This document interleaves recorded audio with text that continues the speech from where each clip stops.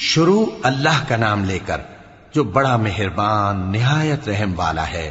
طٰہٰ، اے نبی صلی اللہ علیہ وآلہ وسلم، ہم نے تم پر قرآن اس لیے نازل نہیں کیا کہ تم مشقت میں پڑ جاؤ، مگر ہر اس شخص کی نصیحت کے لیے نازل کیا ہے جو خوف رکھتا ہے۔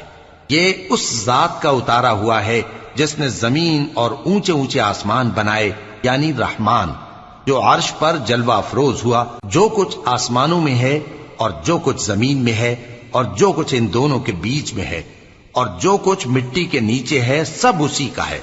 اور اگر تم پکار کر بات کہو تو کیا ہے، وہ تو آہستہ کہی ہوئی اور نہایت پوشیدہ بات تک کو جانتا ہے۔